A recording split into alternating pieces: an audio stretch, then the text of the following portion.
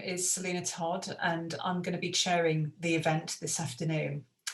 The census, which is due to be next taken in England and Wales next year and in Scotland in 2022, really matters to anybody who's concerned with women's rights. Those of us who are concerned to argue for the need for women's history, women's services, and just plain consideration of women are very used to reminding politicians, journalists, and everyone else that we're half of the population. We can only make this claim, or claims such as, for example, that women have different and worse employment opportunities to men, because we have robust ways of counting women. And one of those in the UK is through the census, the record of population that's taken every 10 years. This afternoon, we're going to hear from three experts about how vital this is, about why the ability to count women is now under threat, and about what we can do about that. I'm a historian, and in my own work, I've seen how vital the census is to our understanding of women in the past and the present. For example, before the 1950s, most women in the UK received less education than men, and that's still a situation in much of the world today. In my own work, I've been able to use the census to show that this difference in educational access was more likely to be the case where women had fewer opportunities to enter the kinds of jobs that required qualifications, and where people lived in poverty and so had to choose which, if any, of their children to give an extended education to. By counting females, the census shows us that expectations of boys and girls change according to context, in that case, according to regional labour markets. But it also shows that women experienced life differently to men and continue to do so precisely because of our sex. The census counts females every 10 years, and because the definition of female has remained constant through time, this allows us to understand where and how change happens. The evidence from the census shows, for example, that gendered roles are not based on biology, but can change over time, suggesting very strongly that gendered roles are down to context. In the UK, for example, the establishment of the welfare state and full employment after 1945 led to an increase in married women going out to work and a concurrent rise in the number and proportion of girls who stayed on at school. This was partly about the state offering better chances to women, but it was also about mothers taking action, deciding to go out to work to enable their daughters to have the kinds of chances they had been denied. In doing so, they refuted the notion that women accepted gendered roles that constrained them as normal. They sought to change those roles. And it's because the census counts women and counts them as a constant over time that we're able to show that this happened and to suggest why it happened. The importance of women counting in the census or not counting has long been of concern to feminists. In 1911, suffrage campaigners organised a mass census boycott. One suffragette, Mary Lawson, recalled, "We formed a census resistance group, women who said, we don't count, we don't have the vote, so we won't be counted. That we would stay out somewhere on census night, out of a house or on a roof during the period when you had to be recorded. Our group took to a roller rink for the night. We hired it. No one was supposed to be sleeping there. We had roller skates and we spent the night on roller skates so that there was no one to record us. We were very weary in the morning, very tired, but we felt that we had done the government out of so many names on the census." Mary Lawson and her comrades won us the right to vote. But now a new generation of feminists is having to fight for our right to continue to be counted in the census. To hear about that fight, I'm delighted to say that we're joined by three experts, each of whom is going to speak to us for between 10 to 15 minutes. Sullivan is going to provide an overview of the census and why it matters. Mackenzie will then outline in more detail proposed changes to the next census. Clare Jones will then finish off by discussing the reasons for these proposed changes, and in doing so, provide ammunition for those who want to fight the proposals for change. After each of our panelists has spoken in turn, they'll respond to questions before we finish at 6:30. Sullivan is Professor of Sociology and the Head of Research at the Social Research Institute at University College London. Alice's research focuses on social and educational inequalities in the life course using quantitative and longitudinal data. Over to you, Alice. Thank you, Selina, and thank you so much, everybody. I think nearly 1,000 people have signed up for this session, and it's just amazing to have so many people interested in hearing women talk about data on their Sunday night. Right, so I'm going to talk about why surveys shouldn't be conflating sex and gender identity. And just to give you the structure of what I'm going to say, I'm going to briefly introduce the Census sex guidance for 2021. And then I'm going to talk about why sex matters in data collection and analysis, how three distinct concepts, sex, gender, and gender identity, have become confused, and the climate of policy capture and silencing which has allowed that to happen. And then finally, I'm going to talk about the ethical implications of collecting data on sex or failing to collect data on sex before summing up. So the proposed guidance to accompany the sex question advises respondents that they can answer in terms of their gender identity rather than their biological or legal sex. So this means that the guidance effectively transforms the sex question into a question about gender identity. Slightly different versions of the guidance are being used in different countries, which is another issue.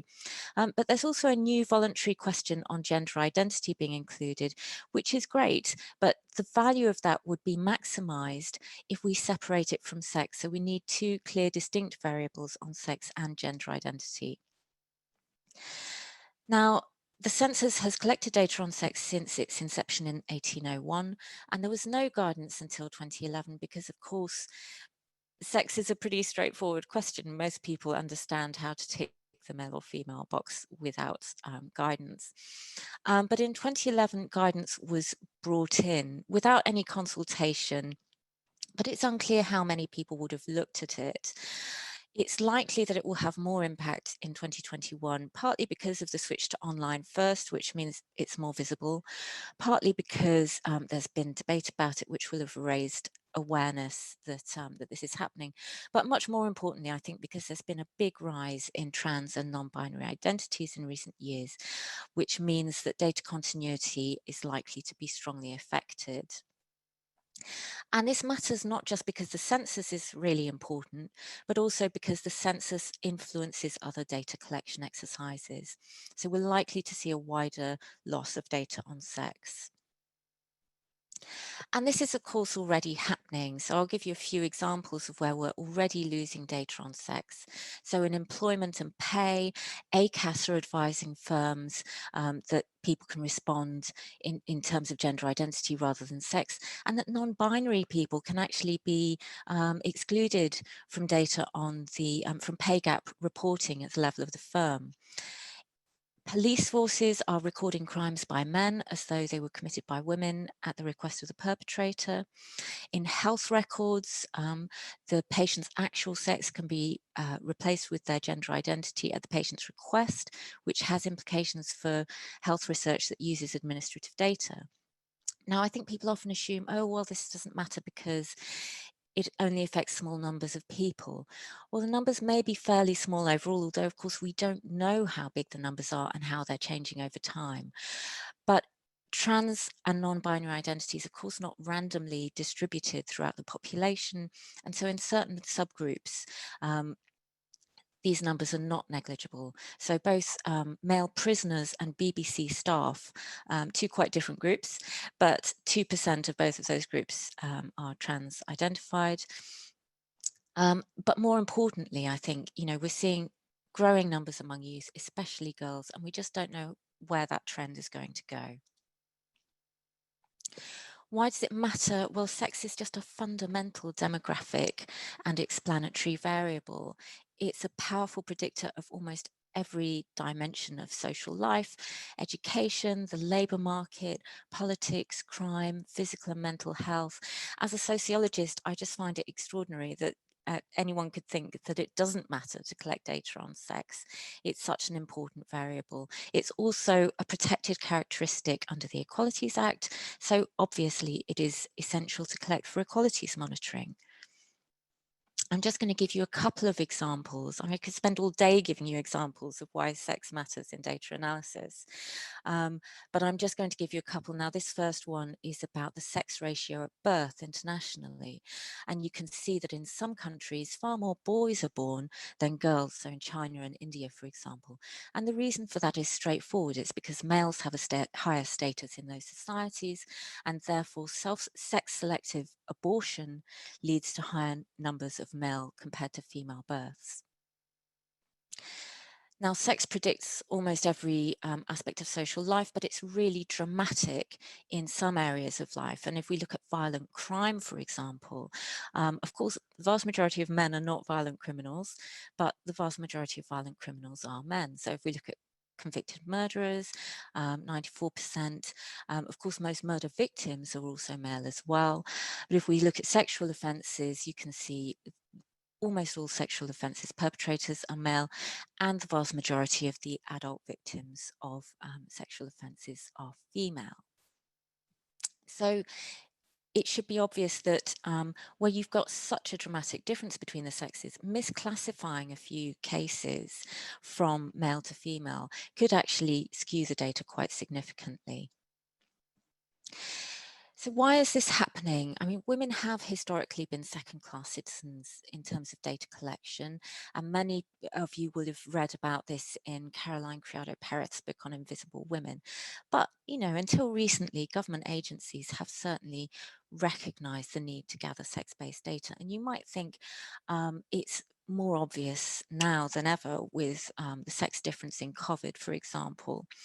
So why are we losing data on sex? Well, I think it's because of a confusion that is being sown between three distinct concepts: sex, gender, and gender identity, where sex is a biological binary category based on reproductive function.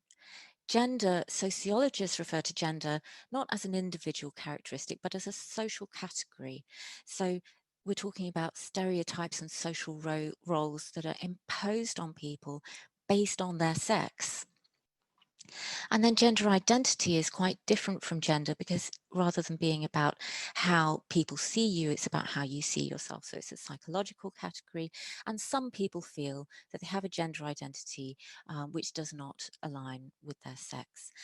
Now, just to add to that confusion, of course, lots of people will use the term gender when they actually mean sex, just as a sort of polite synonym, because they don't want to use the word sex. So that doesn't help as well. But I think to some extent this confusion is being sown deliberately, and we can't understand it without going back to postmodernism, queer theory, and some of the fallacies that are being promoted about sex. So first of all, the idea that sex is a spectrum, or maybe there are more than two sexes, maybe there are five, who knows. The idea that being non-binary somehow means you actually don't have a sex.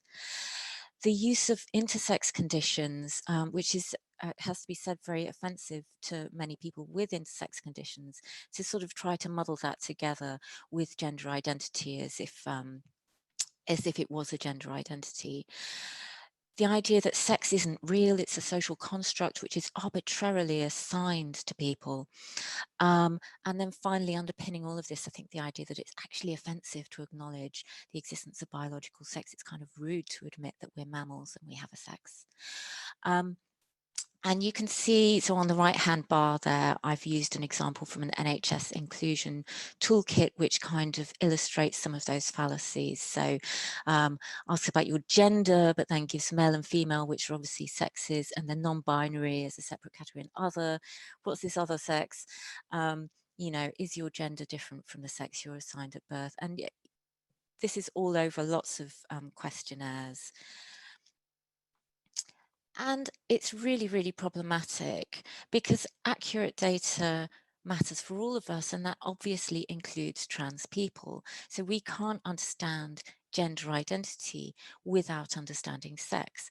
We need good data on trans people to understand their experiences of discrimination and violence and so on. And without accurate data on their sex, how can we possibly understand that?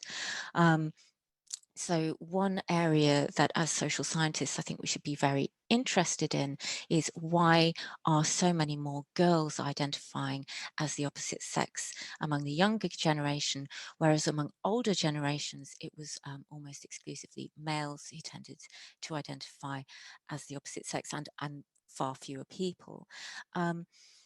We need to understand that. We need to understand for example, for non-binary people, it seems fairly implausible that a non-binary boy and a non-binary girl are going to have the same experiences of, let's say, labour market discrimination or violence. So we need to know their sex too. So it seems very surprising that, you know, given that social scientists overwhelmingly, it is not controversial that sex is important and that we should be collecting data on sex. So how on earth has this happened? Well, as Lisa, I'm sure will go on and talk about, this change is only happening because of intense lobbying by people who believe that sex should be treated as irrelevant where it contradicts self-declared gender identity. And this intense lobbying has consequences for those who believe in the reality of biological sex and in its political relevance. And those consequences include things like no platforming and harassment. And of course, there's a wider chilling effect because people who see that kind of behavior think, well, I'll just keep quiet because I don't want that to happen to me. I'm trying to get rid of this panel so that I can't read this properly, but you can all read. So I will leave you to read it. This is, I organized a letter from social science experts on quantitative data, to the census authorities, expressing our concern about the guidance on the sex question and emphasising the importance of collecting accurate data on sex. And this is an extract from an email from a colleague expressing their fear, really, and the fact that they couldn't sign this letter because they were too afraid, and their shame, actually, that they weren't able to sign it.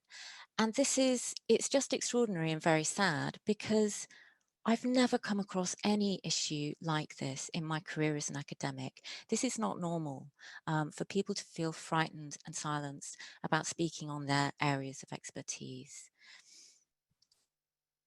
And of course, my colleague was quite right in a way to fear the consequences, because I was actually no platformed by a research methods seminar at the National Centre for Social Research, where people from ONS were involved in a panel. And again, this is extraordinary. No platforming is something that we associate with student unions and, you know, silly children. And it's not something that grown-ups are supposed to do. And on this issue, and I think only this issue, they do. So finally, I'm just going to say something about ethics. We obviously have duties to participants in research. They have to give us informed consent, and we have a duty of care towards them. We also have duties to the consumers of research.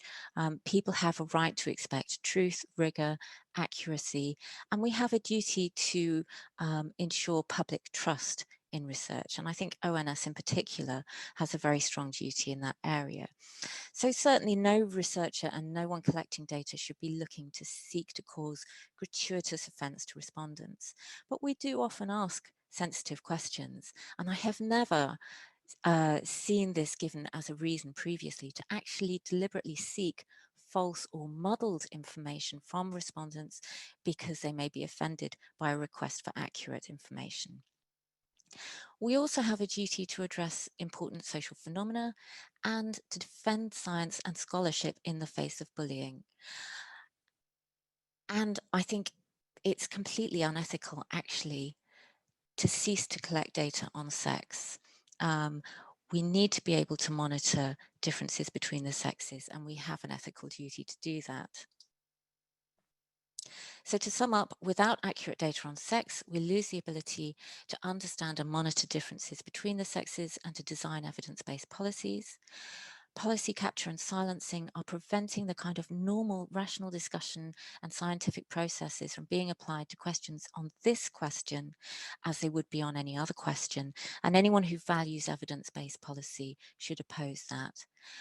We shouldn't be confusing the concepts of sex and gender identity. We should be collecting accurate data on both because they're both important. So finally, if you would like to read more about this, this presentation was based on a paper which is available both from a journal, and there's an open access preprint version available too. Thank you very much. Sorry, let me... Thank you very much indeed, Alice. That was absolutely fantastic. I'm sure that everybody's learned a lot from that. And if it stimulated you to ask questions to Alice or any of the other panelists, just put them in the Q&A. So now going to move on to hear a bit more about the proposed changes to the next census from Lisa Mackenzie. Lisa is an independent policy analyst and a member of Policy Analysis Collective Murray Blackburn Mackenzie, and thoroughly recommend that you check them out online if you haven't done so already. Lisa is a former civil servant in the UK government, where she worked as a communications specialist in a number of Whitehall departments, including the Department for Social Security and the Home Office, as well as for the Commission for Racial Equality. More recently, she has worked on policy for a penal reform campaign group and for a trade union. Lisa, over to you. Thanks, Selina. Right, I'm going to attempt to share my screen now, the presentation. Okay. Right, so some of what I've about to say, Alice has sort of alluded to, and I know Jane will talk about in more detail, but I thought it was just worth running through the actual changes that are being proposed, because it is confusing. And I think, as we'll see, the question itself, the sex question, is not problematic, it's the guidance. So I thought I'd just quickly run through the history of the guidance, where it came from. Let me find the right thing. So I've been doing this work, as Selina said, with two colleagues, Kath Murray and Lucy Hunter Blackburn, and last summer we wrote a paper for Scottish Affairs, a peer-reviewed journal here in Scotland, and we used the planning for the census in Scotland as one of our two case studies, as a case study of policy capture, whereby gender self-identification principles have become embedded in public policy with almost no scrutiny or oversight. Then there's an open access version of that paper on our website for anyone that wants to have a look. So as Alice said, the next UK census will take place in most of the UK in March 2021. In Scotland, it will take place a year later. The National Records of Scotland made an announcement this July saying that they were postponing the census in Scotland because of COVID-related workload pressures. So it will take place a year later in Scotland than elsewhere. There are 3 UK census authorities. The Office for National Statistics covers England and Wales. The National Records of Scotland obviously covers Scotland, and the Northern Ireland Statistics and Research Agency is the Census Authority for Northern Ireland. So when you log in to complete your census, because as Alice said, there is a goal this time for it to be a digital first census, whereby the majority of people complete it online. What you will see, but you will see the same in a paper copy, if indeed that's what you request, is a question along these lines. I think this is the ONS version. So this question has appeared pretty much in this format since 1801. What is your sex? And you will have a choice, male or female. And in England, Wales and Scotland, you will then have a second question about your gender identity. And it will look something like this. Again, the wording's slightly different between the two census authorities. I think the top one is ONS, the bottom one is NRS. So slightly differently worded. These are brand new questions for the 2021 census, and they're voluntary. So you won't have to complete it if you don't want to, but the sex question remains mandatory. So to go back and have a look at the issue of the guidance and try and see where it came from. All 3 of the census authorities intend to provide guidance to accompany the sex question, including the Northern Ireland NISRA. So we'll have a quick look at that. And I know that some of the words in these slides are probably too small to read, but I'll put the slides on our website tomorrow if anyone wants to download them. So the guidance for the sex question on the left is the guidance proposed by ONS, and the guidance on the right is the guidance proposed by NRS. But as you can see, what they're saying to people is if you are one or more of non-binary, transgender, have variations of sex characteristics, the answer you give can be different from what's on your birth certificate. And if you're not sure how to answer, you can use the sex that is stated on your passport or driver's license, or whichever best describes your sex. And with passports and driver's license, you can change the sex marker without possession of a gender recognition certificate. So this is effectively gender self-identification. And this is the guidance for NISRA, which is not completely dissimilar, but again, worded slightly differently. So a history of the guidance for the sex question. So in 1998, an individual called Paula Thomas wrote to ONS to ask how they might answer the sex question in the 2001 census. Paula Thomas, as I understand it, was a transsexual male.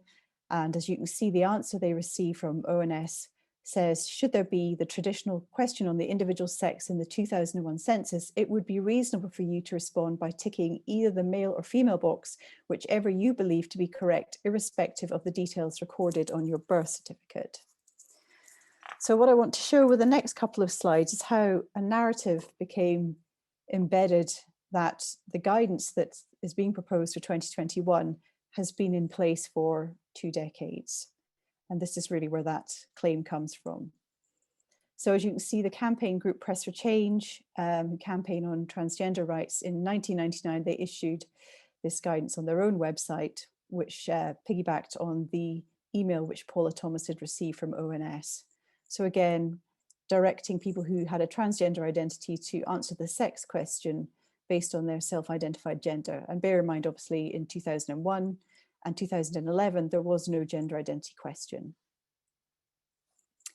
So when the ONS came to plan for the 2011 census, they commissioned a private consultancy called Diversity Solutions to undertake an equality impact assessment of the development of the question on sex and gender.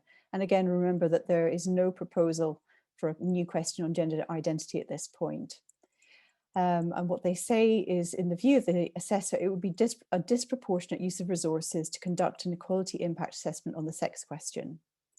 And in drawing up the guidance for the 2011 census respondents, ONS must consult trans people, trans community groups and others to develop appropriate guidance on how to respond to the sex question. And again, I won't read this all out and I'll put it online tomorrow, but this is excerpts from Diversity Solutions' report to ONS. And as you'll see, what they're asking about is who should be approached to discuss the issue of how someone with a transgender identity might answer the sex question.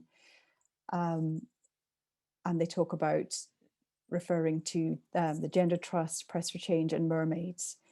There's no mention in this document of consulting with women's groups, for example.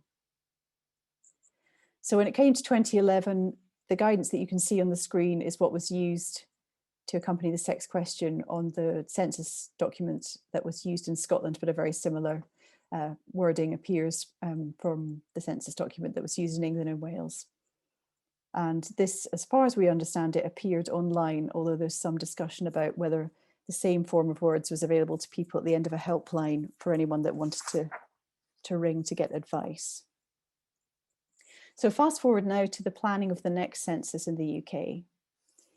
So we're very much here, I think it's fair to say, because of the scrutiny conducted by the Scottish Parliamentary Committee of the Census Amendment Bill, which was a very short piece of legislation which sought to enable the inclusion of 2 brand new questions in the census, which we've talked about, the new question on gender identity and a brand new question on sexual orientation. Both these questions are brand new in 2021 or 2022 in Scotland, and both are voluntary questions. So as you'll see from the quote on the screen, a director of the Equality Network, which campaigns on LGBT rights in Scotland, the narrative has begun to build that this guidance is pre-existing, it's been in place for 2 decades, and therefore it's uncontentious. And then when you look at the passage of the equivalent legislation in Westminster, again, a very short piece of legislation, there was very very little debate in the Lords and the Commons. You can see Liberal Democrat peer Baroness Barker taking a very similar position, that this guidance has been there in the past and it absolutely should persist for the next census. So the impact of the 2011 guidance is unknown, and a senior official at the National Records of Scotland admitted that in committee at the Scottish Parliament last September, and that's the bottom quote there. I do not think that we know how it had affected the data in 2011. We don't know how many people looked at the guidance. We don't know how many people used it.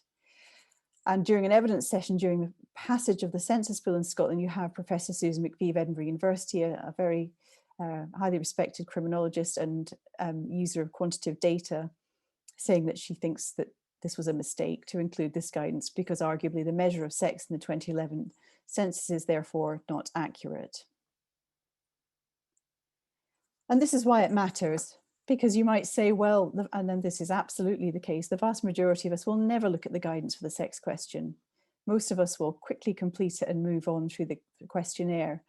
But the point that Alice and her 79 colleagues have been trying to make clear to the census authorities is that the quality of the data might be particular, there might be a particular impact on subgroups of the population. So this is taken from a very large study undertaken in Sweden of 50,000 residents of Stockholm. And in amongst this survey was a question which was answered by almost 800 people. And what you can see here is that among those who were 22 to 29 years old, over 7% of them want to live as or be treated as members of the opposite sex. Now that data isn't disaggregated by sex itself, and I think we could probably expect that if you were to split that between the male and female, you might find more of the young women are choosing to live and identify as members of the opposite sex. So that's quite an astonishing figure, and you only have to think about if 4, 5, 6% of people in that age cohort in the census were to switch between the M and F categories, what that would do to the data. And the point that Alice has already made is that it's rare that statisticians or people planning public services are just looking at the male-female sex ratio across 67 million people in the UK. Very often they'll be looking down, drilling down by age, ethnicity, geography. So we can see that while you and I and the vast majority of people may never look at this guidance and may be unconcerned that it exists, it does nonetheless matter. And the census is a standard setter for other data sets. And we can see here a very recent data survey carried out by the pollsters YouGov. And you can see how they ask the question about sex, or a proxy question about sex. There's the most incredible number of possible answers. And we picked this up from someone on Twitter who then wrote to YouGov to challenge the way that they were framing the question and offering answers. And what you see in the response, and again, the writing might be too small to read, but again, you can have a look at this online, is that they're referring back to the census, and they're seeing the census as the mothership, if you like. How questions are framed in the census about sex really matter because other people will look to them to set the standard for their own data sets. And again, a couple of examples where data on sex arguably is already being lost. So the top box refers to the Higher Education Statistics Agency, and this is how they ask their question on sex. And again, you have mention of people identifying their sex when it's using terms such as intergender, ambigender, gender fluid, polygender. This is not sex, and yet this is the data that's been collected by some agencies already. And below you have the Scottish Household Survey, which in 2018 ceased asking about respondent sex and only asks about their gender identity now. There isn't a question on sex. And the Scottish Government very recently published some outputs from the most recent Scottish Household Survey, in which there was a note saying that they have never asked about biological sex. So they now deny that the data they captured on sex was about biological sex. So we're already losing data, as Alice said, on sex. And just in the last few weeks, the regulator, the Office for Statistics Regulation, wrote to all the census authorities to check in with them about their planning for the next census. And as you'll see from those two quotes, they specifically raised the concerns that were brought to them by Alice and her 79 colleagues and asked the census authorities to address those concerns seriously and in a transparent way, particularly the issue about the impact on the data quality for particular subgroups. Now, as far as we know, the census authorities have not responded to the regulator, or not in any public way, but they certainly will have to. So that's more or less me, and I think Jane is going to speak a bit more about the policy capture issue. Thank you very much. Thank you very much indeed, Lisa. That was really informative, and I'm seeing lots of people coming onto the chat saying how infuriating this is and what can we do about it. And we do still believe that there is time to act, and you will see that we're putting into the chat details of how to write to Liz Truss, to the Office for National Statistics, and to your MP to make sure that sex really does count in the next census. As Lisa said, our third and final speaker is Jane Clare Jones, who is a feminist philosopher, writer, teacher, and activist. Jane has a doctorate in feminist philosophy, and she's principally interested in writing public philosophy at the intersection of feminism, politics, and culture. She is the founder of the Institute of Feminist Thought, an online feminist school, and of The Radical Notion, an online and print quarterly magazine fashioning materialist feminist thought for the future. This evening, Jane is joining us to launch a groundbreaking report that she has authored entitled Sex and the Census. This is based on research funded by Oxford University and supported by Women's Place UK, and it's going to be a very exciting and timely intervention in this debate that we're hearing about. In the chat, we're putting details about how you can download the full report, and I'm delighted to say that here to give us a preview is Jane herself. Over to you. Thank you very much, Selina. Okay, so let's do this screen sharing thing.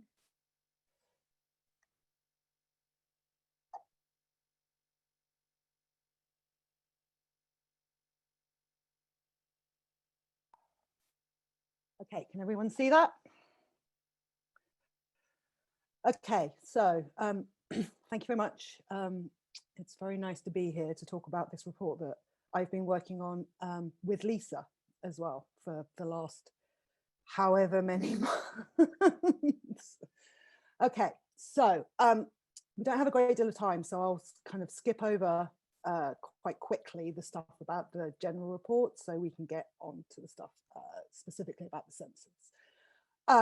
The political erasure of sex is an overarching project that aims to document the process of policy capture by LGBT and trans rights organizations across our institutions, and how that is leading to a process of sex erasure across public policy, language, law, and data collection. All the reports are now available at the politicalerasioreofsex.org. So you should be able to see the URL there. And I think someone's probably going to put it in the chat as well. So if you go there, you can download the reports for yourselves. Okay. The census is a particularly good case study of the process of policy capture because the census authorities have made changes to the meaning of the sex variable on the census while consulting exclusively with LGBT and trans rights organizations. And in the report, I do a kind of timeline of the history of the consultations. ONS started consulting with LGBT and trans rights groups in 2009, and that has been ongoing since that point, and it particularly picked up speed around 2015, 2016, after ONS and NRS did the consultation for the 2021 census. The census is also particularly important because the redefinition of the sex variable is a kind of pure manifestation of the fundamental philosophical ontology and the emotional drive behind the trans rights project, by which I mean it's a really clear demonstration of the desire to overwrite sex with gender identity across public life.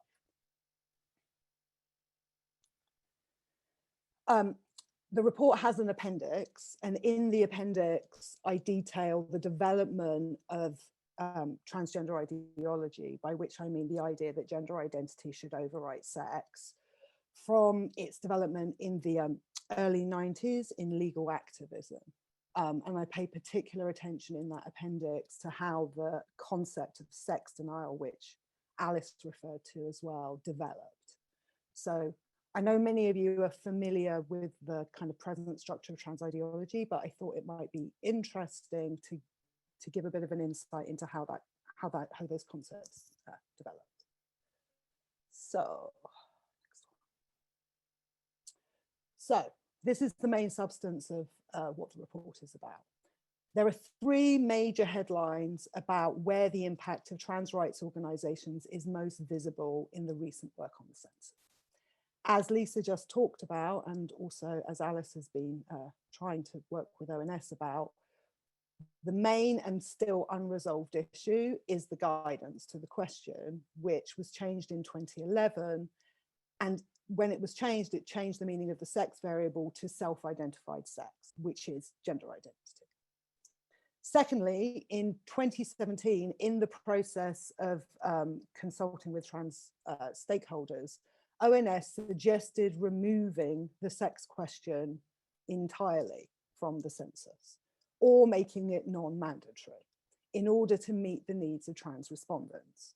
And they only rode back on that suggestion when it was picked up by the press and publicized, and a Women's Place actually set up a petition, a parliamentary petition, in order to put some pressure on ONS, at which point they then said, no, we never said that. No, we never considered removing the sex data. The third headline is that in 2018, National Records of Scotland presented a bill to the Scottish Parliament that replaced the sex question with a non-binary sex question, that is, by a gender identity question. And as we'll see a little bit later, they did that even though their data did not actually support the decision to introduce a non-binary sex question. So how does it happen that ONS even momentarily contemplate removing the sex question from the census, or that NRS decide to replace the sex question with a gender identity question? The basic claim about the idea of policy capture is that policy capture is what happens when institutions end up prioritizing the interests of a specific interest group and stop balancing those interests with the interests of other groups. Since 2009, ONS and NRS, they started their consultation a little bit later, have consulted exclusively on these questions with LGBT and trans rights stakeholders. They have, since 2018, consulted with some women's groups, but that was only after they introduced the National Records of Scotland introduced the Census Amendment Bill to the Scottish Parliament. And while it was going through the parliamentary process, that was the first time that women's voices were really brought into the public record. And at that point, NRS started consulting with women's groups, but they'd already done all of the work on the question development by that point. So this process by which they have consulted exclusively with trans stakeholders has two kinds of impacts, I think. The first is that if you go back and look through the census documents, and I talk about this quite a lot in the report, what you see is that as soon as the census authorities start consulting with trans stakeholders, they completely absorb trans ideological concepts, and they do so completely uncritically. And they never ever consider about what impact that might have on the sex variable. And then secondly, because they're consulting exclusively with trans stakeholders, they very much center their interests, and the way in which they understand the issues is entirely weighted towards the concerns of trans stakeholders, and also particularly the way in which trans respondents respond to the sex question. Okay, so let's take a little look at some of the conceptual muddle that this has created. In 2015-2016, ONS undertake a consultation, and some organizations, not a huge number, but ask for a gender identity question, which is absolutely fine. None of this is about us objecting to the gender identity question. It's entirely about the effect that this work has on the sex question. So at that point, ONS decide that they're going to start consulting with trans stakeholders. And the thing I find kind of entertaining about this is that they say this, and it turns up repeatedly in the documents. They keep saying, we're going to consult trans stakeholders in order to clarify the concepts. And this is kind of amusing because obviously they've absorbed trans ideological concepts in the process of consultation. And the absorption of trans ideological concepts is all about conflating sex and gender identity. So consulting exclusively with trans stakeholders does exactly the opposite of clarifying concepts. What it does is obfuscate and conflate concepts. So here are some of the examples. This is from, the first quote is from a 2016 report on the consultation, and they define non-binary as someone who considers their identity to be located at a point along a continuum between male and female. And as we're quite familiar with, they're using sex terms to define identity, and they're never clear about it. And they do a similar thing in a 2017 report. So this leads to these kinds of issues. So what we have here is an extract from a report in 2017, which kind of amusingly is called Understanding Concepts. And the first thing to note here is that ONS are using the same two pairs of terms to define what they claim are two different concepts. And this is a very clear example of not clarifying but obfuscating concepts, because if gender is male and female and sex is male and female, it's very likely, and in fact that is, as we know, the intention, for male and female to end up overwriting the gender identification as male and female to end up overwriting the sex idea.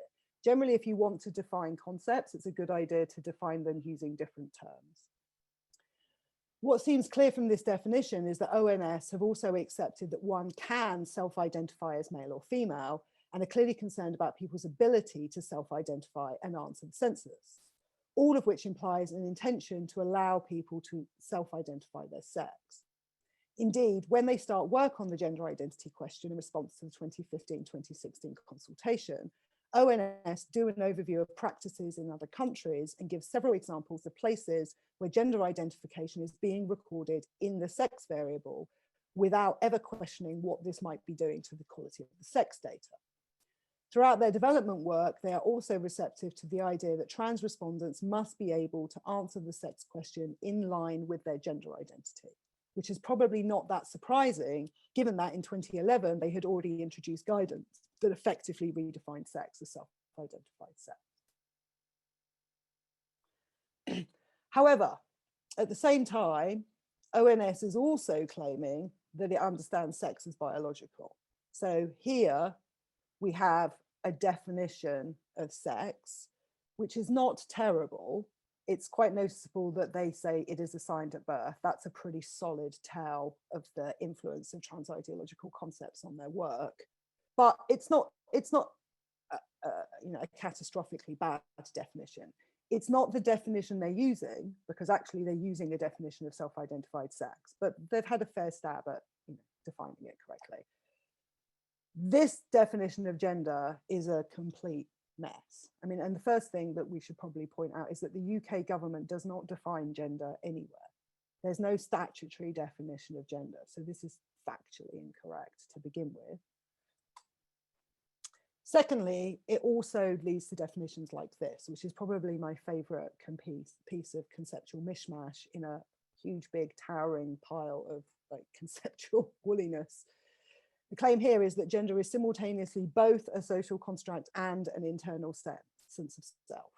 And nobody seems to stop to think about whether it makes sense to define gender simultaneously as something that is internal and something that is external, or notices that the government hasn't produced a statutory definition of gender, and neither has the law.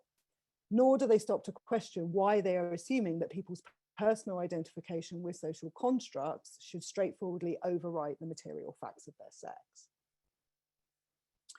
Indeed, ONS never admit, let alone grapple with, the conceptual model of defining gender identity in a way that overwrites the sex question. Throughout the process, they maintain that the sex variable is important and they're not doing anything that might be jeopardizing the quality of the data. One of the sleights of hand here is that when ONS assert that the work on gender identity has no effect on the quality of the sex data, they are referring to response rates to quantitative tests of questions. So basically what they're saying is when we send out these questions, not a substantially significant number of people refuse to send them back, right? But that's a measure of the response rate. It's not a measure of the quality of the data in terms of the conceptual clarity of what they're measuring.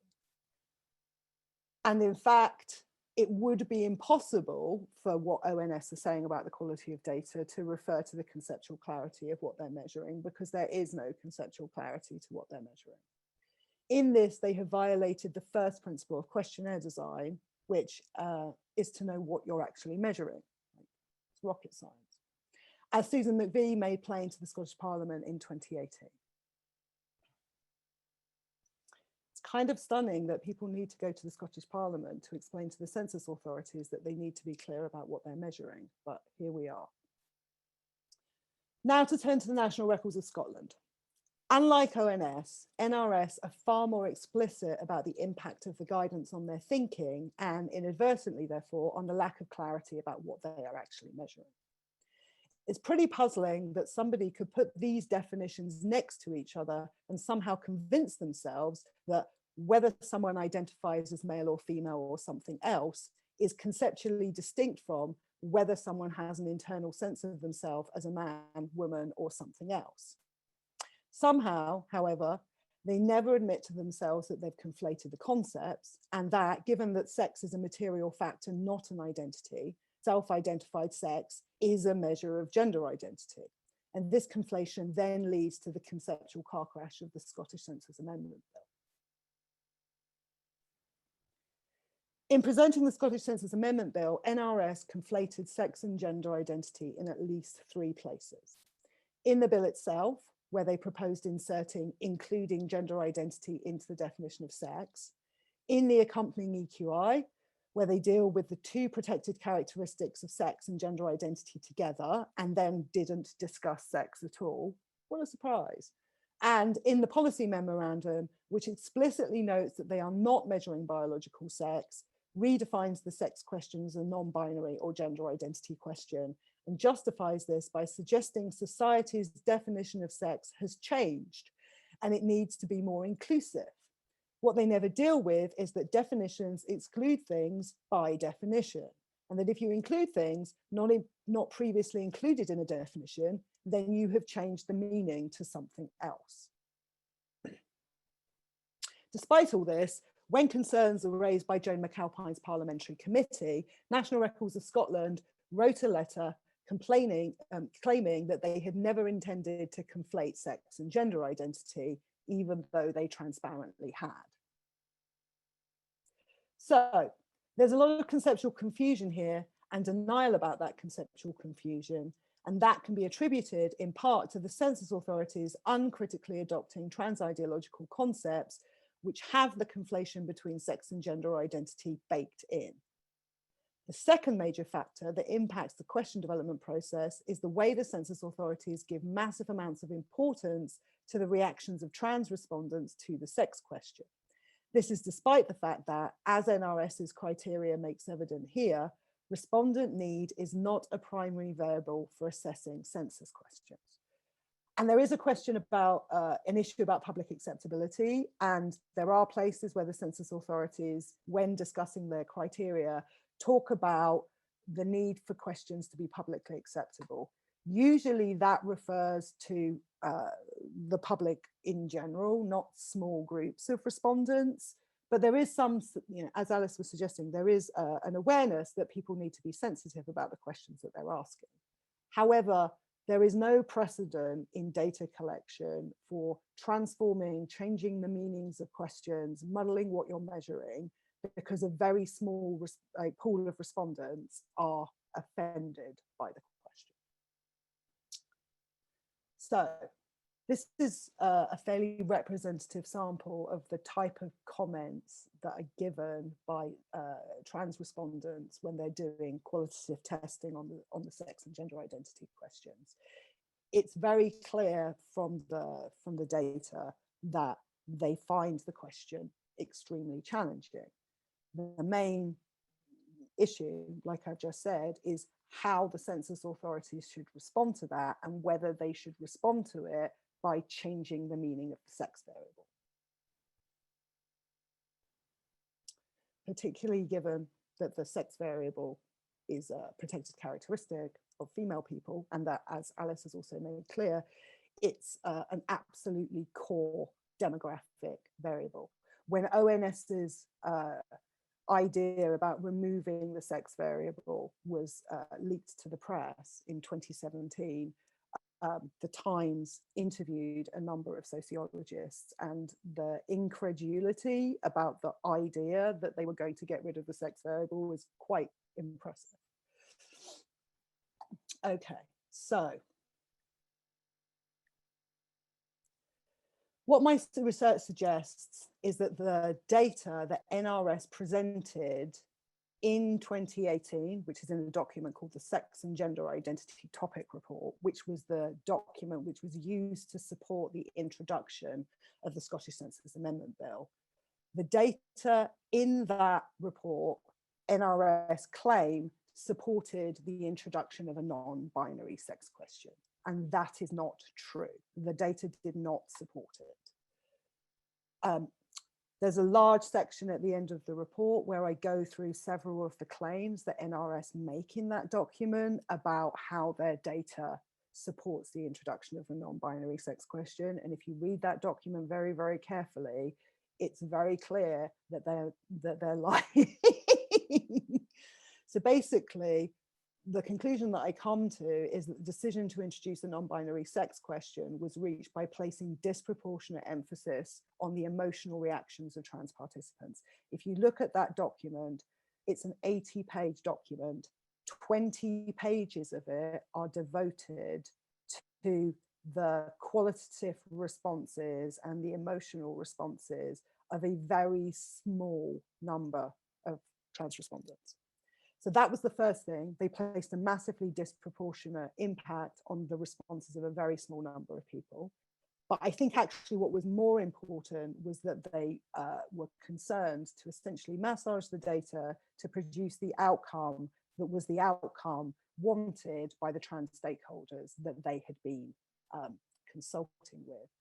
And if you look in the document that I've written, there's some emails between the Equality Network and NRS, which is very revealing, I think, of the type of relationship between those two institutions and the extent to which NRS are very, very clearly concerned to not do anything that will upset the Equality Network. So the basic big headline is that they introduced the non-binary sex question. They produced a document that didn't support it, but they claimed that the data in that document did. And as Lucy Hunter-Blackburn said in the Scottish Parliament, in a way that I love, because it's like perfectly understated civil servant speak.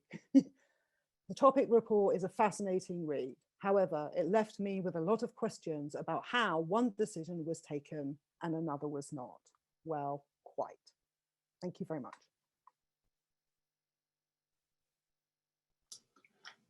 Thank you so much, Jane. That was brilliant as a background and really in-depth investigation into what's been going on. So we have about half an hour for questions, and we've already had a ton coming in.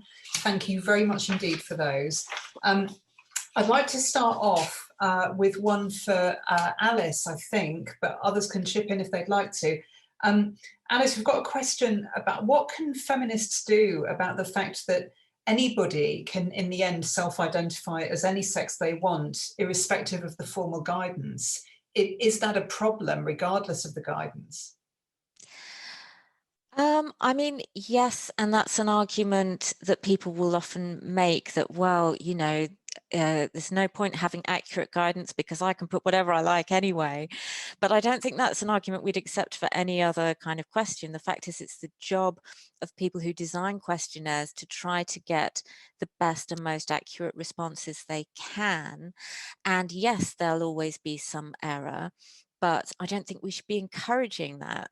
So it just seems to me that that's a very, when that's used as an argument for having guidance that tells people to answer inaccurately, it's a very weak argument.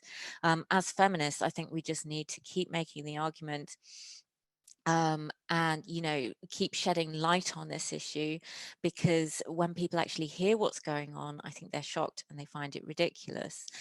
These decisions are being made in this way behind closed doors, and that is not a coincidence, because they're not arguments that bear scrutiny. Thank you very much. In terms of what women can do about it, I'm seeing a lot on this in the chat as well, and somebody's asked a question that I'm going to direct to Lisa, which is, should women be taking direct action like the suffragettes did back in 1911? Should we be having a mass census boycott or taking action in another way? Lisa, have you got anything to say on that? Well, what I would say is that non-completion of the census is illegal, unfortunately. And in fact, I Googled this afternoon and I think 120 people were convicted of deliberate non-completion of the census after the 2011 census. So not completing it is not within the law.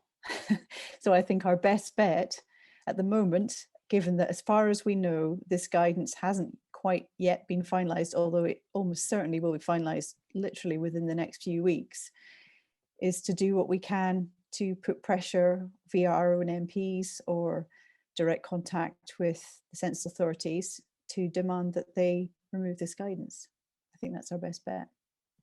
Thanks very much indeed. And if you haven't already, you will see coming up in the chat links on how exactly to do that by getting in touch with RNS, Liz Truss and your MP. Jane, we've been getting a lot of questions pertinent to your paper about data capture more generally, and I wondered if you'd like to address these in particular. We've had a number of questions about why is it that we've seen similar data capture in other countries, but also more widely in other organisations in the UK. And various people have pointed out that this doesn't seem to, self-identification doesn't seem to be an issue with regards to race or to age. So could you say a little bit more about exactly what it is about the sex and gender debate that's led to this idea that self-identification is so important? Yes. We've been having these conversations. It's quite interesting in terms of people trying to trace the kind of history of the concept. There are certainly parts of what we now recognize as trans ideology or transgender ideology that were pulled in from academic thinking, but the core of the ideology, and I lay this out in the sorry, I'm very tired. I laid this out in the appendix. There's two key moves. There's gender identity essentialism, and then there's sex denial. And then those kind of come together to be like, this gender thing is really real, and this sex thing isn't really real. And therefore, when it comes to the question of what should be recorded in data sets, the claim is it should be gender identity. And that particular core structure, the idea that gender is an essence, that sex is in some sense just a social construction, and that gender should overwrite. I've started talking about it as overwriting. That develops in the early 90s, and it's put forward quite clearly by various legal activist thinkers who are responsible for kind of the early development. And it's not accidental. What they wanted, what they claim, or the way in which it's framed, is that they want recognition for trans people. But what that actually means is recognition of the priority of gender identity over sex. And The problem that we're having, the source of this conflict, as we know, is that the trans rights the ideology of the present form of the trans rights movement is about the priority of gender identity over sex. And it's not simply, trans people do not want to be recognized as trans. This is one of the great ironies of the census. Yeah, the census authorities start working on the sex question, on the gender identity question, because they realize that the trans population needs to be measured. And as Alice said, that's great because they have a legitimate user need to be measured, and they need it for qualities monitoring, they need it for resource allocation, they need it for all the other reasons that other populations need good data from the census. But that's not what happens. What happens is that it ends up overwriting sex because they don't want to be recorded as trans. They want to be recorded as the sex they identify as. So in the process of trying to record the trans population, what actually happens is that the sex question gets corrupted.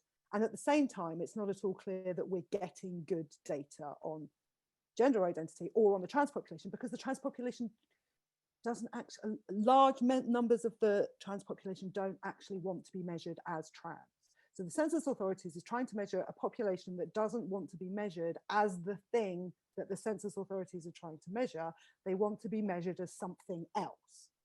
And the census authorities in 2009, when they first engage with the trans population, basically go, I don't think we can measure them because they don't want to be measured.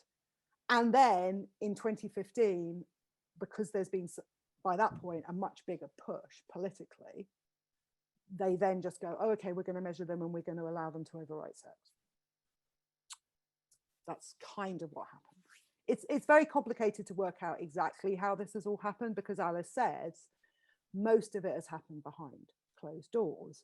One of the things that's useful about the census is that there's all these policy documents that they produce, which I'm assuming they never thought anyone would be crazy enough to spend 4 months reading. So. You did, so we don't have to. And I know Lisa did a bit I took one for the team there. I would never have been able to do it without Lisa and her constant encouragement and incredible amounts of knowledge. Otherwise, I would have lost my mind. That's great. Well, we're very glad that you didn't. And I should say as well, I know there are lots of questions coming into the chat about people grappling with this kind of issue more generally in organisations that are counting and seeking to record gender rather than sex. I'd really recommend looking back at some of the previous talks from WPUK webinars, and also from those halcyon days where we used to meet in person. They're all on the Woman's Place UK website, and some of them do absolutely address these wider issues as well about policy capture. Lisa, I've got a question for you, if I may, about the Census Amendment Bill. Someone's asked a question, wasn't the Census Amendment Bill put in place to allow questions to be voluntary, not to allow new questions to be added? I guess this is in relation to a question about gender self-identity. That's the census regulation. So is there some kind of legal challenge that could be mounted to what's now going on? Well, I'm not sure that it's yes, it's an important pedantic point, which perhaps I should have been clear about. Yes, the amendment bill that came forward in Scotland was about enabling the inclusion of voluntary questions, because, as I said before, non-completion of the census is illegal. So it had to enable, and this was the bill at Westminster as well, there had to be a facility made for people to be able to not answer those particular brand new questions. And yes, the regulations, I think, are what in effect bring in the questions. But as I said at the beginning of my presentation, the questions aren't the problem. The sex question looks fine. The gender identity question looks fine. Most people support that. The problem is the guidance. And this is really why we are where we are, because there's no external or parliamentary oversight of the guidance being introduced. That, of course, is how things have slipped under the radar. And I use that term unadvisedly, because there was a report last November produced by Dentons, an international law firm, which talked about generally how gender self-identification principles had been embedded in public policy. And this was commissioned, I think, by an LGBT rights group. And it was sort of selling the advice on how to embed these principles in public policy. And it was absolutely explicit and quite astonishing. But what it said was that you should avoid all media coverage. So you should seek to change laws and policies with no media coverage. You should tag it onto more popular reforms. And for example, what you find in quite a few European countries is that it sort of slipped, and these were their words, under the radar, particularly tagged into same-sex marriage, which is, of course, has been a hugely popular reform with huge popular support. And also that you should become much more embedded with the youth wing of political parties. And all these three phenomena have happened in the UK. And with the census, it's absolutely clear, as you saw from my presentation, that it slipped under the radar in the form of the guidance. And before you know it, activist groups are saying, well, this guidance has always been there and it's never been a problem. But the fact of the matter was that the vast majority of people until a couple of years ago did not know that the guidance existed, nor can we say with any certainty what impact it had in 2011. But there it is. And had it not been for Jo McAlpine and her fantastic committee's incredible scrutiny of the Scottish bill, I'm not sure we'd be here today having this discussion or be aware of what had happened under the radar. Thanks so much for that. Following up on that, Alice, Lisa's just made clear there the importance of scrutiny and open debate and discussion. And a question for you actually came from somebody who is hoping to go into social research and has watched with great anxiety the reception that you've had for raising these issues, and asks, do you think that there are specific reasons, specific to social research, why discussing sex and gender is so contentious compared with discussing other uncomfortable questions or controversial debates? And also, do you have any tips for any researchers in the field who want to raise these very important issues? One thing I would say is that the vast majority of my colleagues support me, and when I was collecting signatures for the letter to the census authorities, it was very easy to collect signatures. So, you know, that was done very quickly, and I got 80 experts to support that letter. If I'd had more time, I'm sure I could have got far more.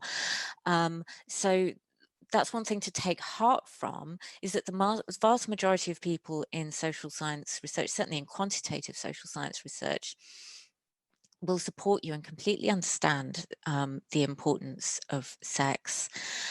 So what's happening in social research is what's happening everywhere, and it's not about disciplinary expertise. It's quite the opposite of that. It's about bullying from people who do not have disciplinary expertise. So, for example, there was a letter to the census authorities from people who have no disciplinary expertise in data collection, which apparently had great influence on the census authorities. And that's from people who might have, you know, PhDs in cultural studies or English or whatever. But actually, you won't find very many signatures from actual quantitative social science research on there. So, in some ways that's encouraging, in some ways it's terrifying, because, you know, how does this happen when everybody who knows anything relevant disagrees with it?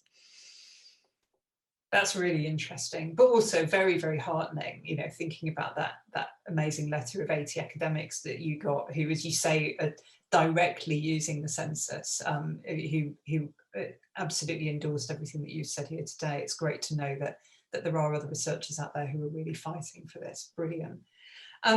Question for you, Jane.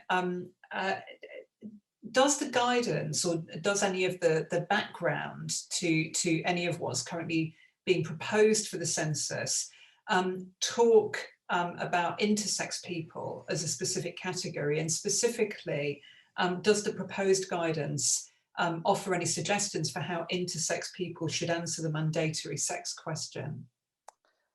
My understanding, and I would have to go back and check this to be absolutely sure, but Lisa probably knows, the original 2011 guidance that was constructed by ONS includes intersex people in the list of people who might want to record their sex differently.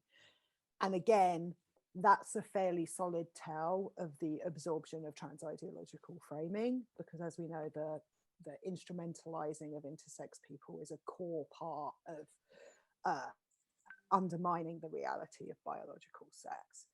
In Scotland, during the process when the Scottish Census Amendment Bill was going through Parliament, NRS basically took their guidance directly from ONS in 2011. It's kind of interesting that NRS are much more explicit about it. All the way through their development process after 2015, ONS are just pretending this guidance doesn't exist. It's kind of underpinning their conceptual work, but they never go, oh yes, we've got this guidance. NRS is straight up about it all the time. They're always just like, yes, self-identified sex, that's what we're measuring. The policy memorandum that accompanies the Scottish Census Amendment Bill says directly, we are not measuring biological sex. So they originally took their guidance from ONS, and that's the guidance that they are proposing at the point at which the Scottish Census Amendment Bill is presented to the Scottish Parliament. Whereupon DSD families, principally, and I think some other intersex advocates, make evidence submissions to the Scottish Parliament and are heard by the Scottish Parliament. And I believe it is the case that the intersex part of that has been taken out of the Scottish guidance, yeah, but it's still in the ONS guidance and in the NISRA guidance. Yeah, that's right. Hooray, I remembered it correctly. Yes. So there's an awful lot of, as you can imagine, intersex wibble wobble in the census, in the policy documents in general.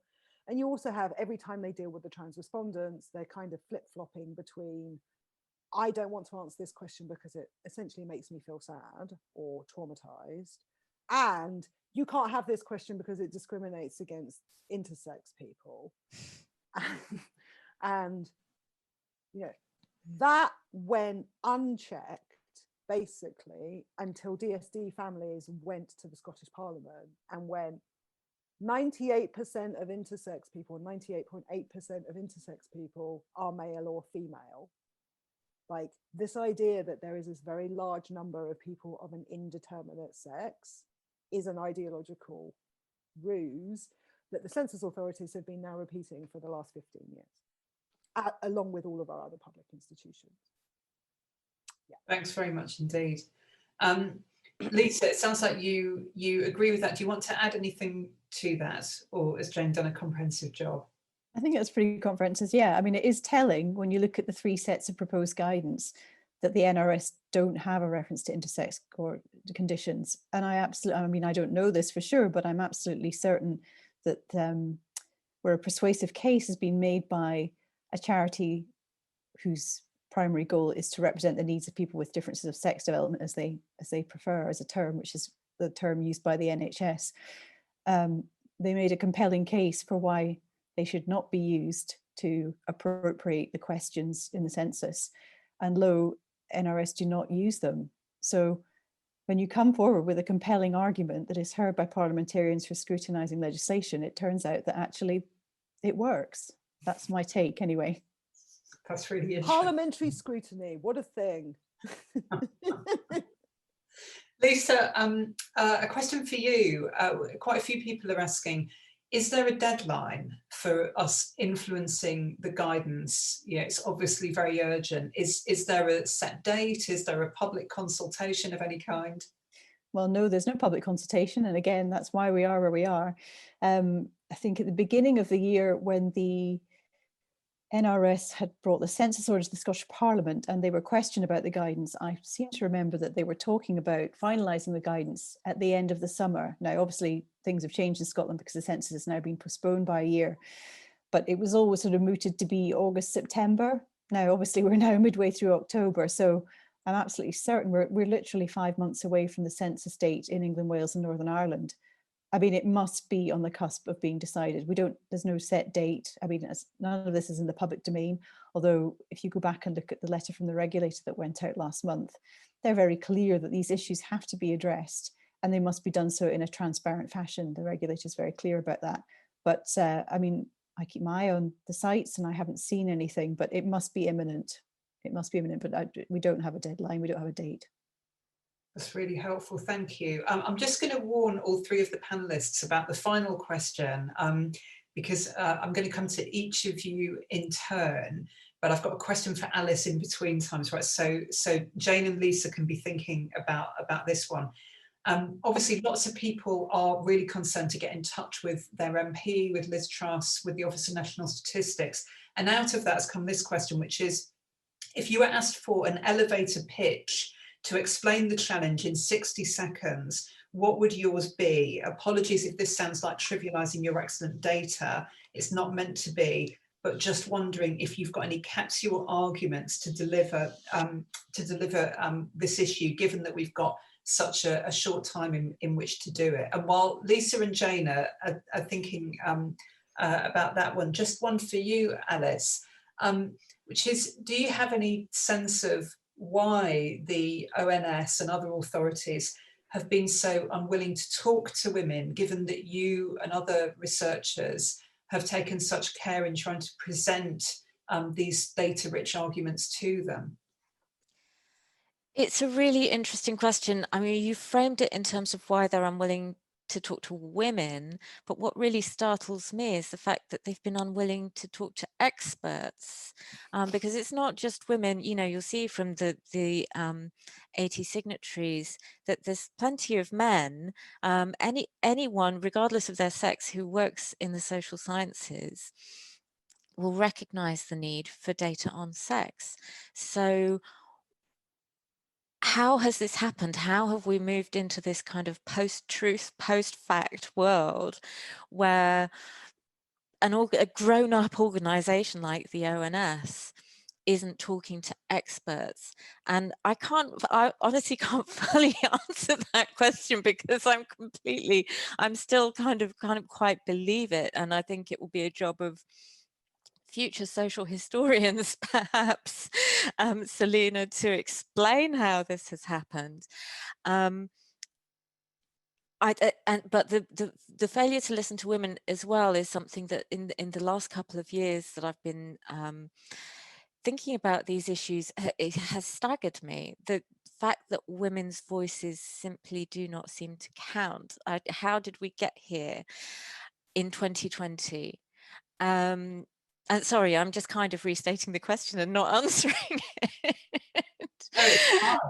It's fine. I think your incredulity tells us a great deal. And I just put a plug in for Jane's report as well, because I think that reading Alice's and Lisa's very sort of data-rich presentations and the papers that back them up, and then going to Jane's new report, really gives us an insight into how some of these other groups have managed to capture the authorities. But I'm also incredulous, because listening to you and listening to Lisa, I think we're probably all left thinking, wow, these are such sensible points by such experienced researchers. How are they not being listened to? But who knows, maybe tonight will make a difference. Anyway, we're going to end with these elevated pitches. So I'm going to come to Jane first, and then Lisa, and then finish with Alice. So Jane, in 60 seconds or less, how would you seek to convince an MP or the ONS if you were given the chance? I mean, I think the key point is that the census is an exercise in data collection, and the principle, the fundamental principle of data collection is knowing what you're measuring. And there's no point conducting censuses or data collection exercises in which you have confused or don't know what data you're collecting. And what they've effectively done is they've turned the sex variable on the census from a data collection instrument to a validation instrument. Like, the function of the census is not to validate people's sense of identity, it's to collect demographic data. And it seems incredible that we need to underline this point, or that when the census authorities are confronted with this, it doesn't seem to occur to them that if a population doesn't want to be measured, then they shouldn't, then maybe they can't measure them, rather than corrupting the data in order to satisfy the needs. I mean, at some point, you know, like the Equality Network say, well, the census is misgendering people. And it's like, it's aggregate anonymized data. Like, no one's going to have access to that data for 100 years. But and they say very explicitly, but it will send a message. It will send a message to the person responding it that the census authorities don't respect their gender identity. That's what this is all about. And for it to happen to something that's, it's kind of, there's something about this, it's very conceptually pure, right? Because it's just like, you're just trying to measure something. It's not like you're coming up to somebody and saying something offensive to them or directly discriminating against them by not giving them work, or it's just a piece of data. But that is, being confronted with that fact is just too much. And so everything has to be changed. And it illustrates something really core about the problem. That was way more than 60 seconds, sorry. We enjoyed listening to it. Thank you. And actually, it wasn't that much over. But thank you very much. Lisa.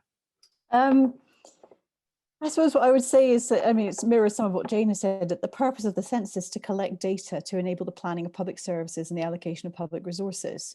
That is its purpose. And this should never have become a catfight between groups that claim to represent the trans community. And I say claim because I'm not sure that they necessarily do represent the trans community in its totality. They're a heterogeneous group like women.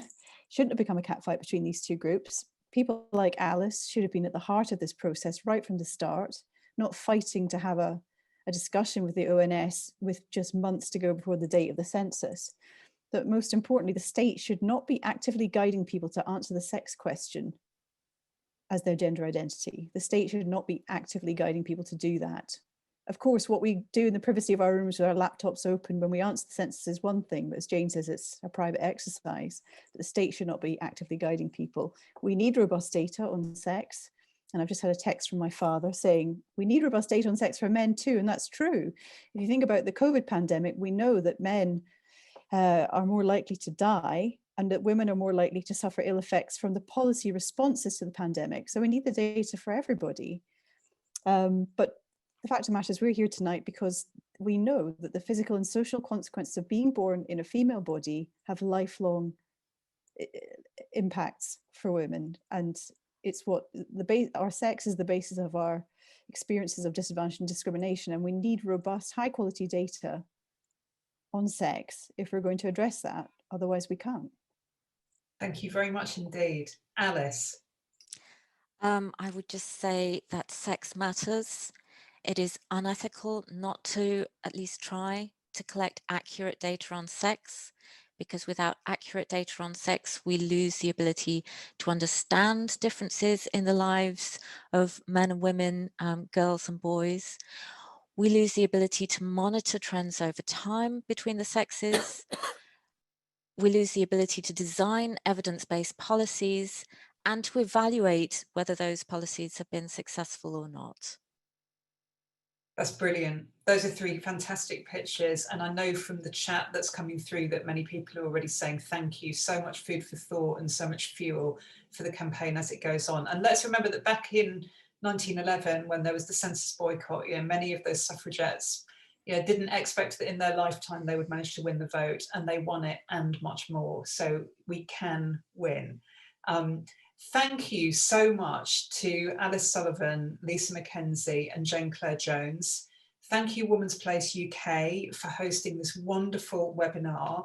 A reminder again that you can write to your MP, to Liz Truss and to the Office for National Statistics to protest the proposed changes to the guidance in the next census. These talks, this webinar, will be made available on the Woman's Place UK site, where you can also find previous webinars. And there's also been a great Twitter presence throughout that you might want to go and check out.